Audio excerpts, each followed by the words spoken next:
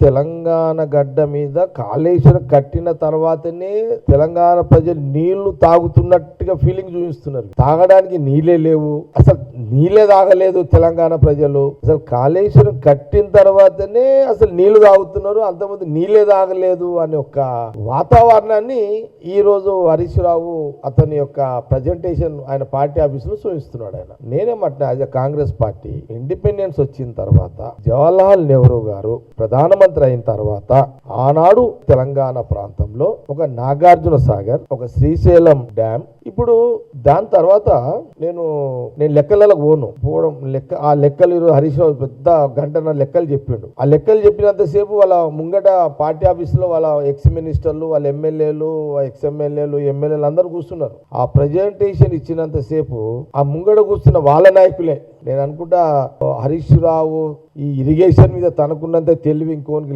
లేదు, ఈయనకే ఉన్నట్టుగా ఎక్స్పోజ్ చేసుకోవడానికి నాకు ఆ ప్రజెంటేషన్ కనబడ్డది.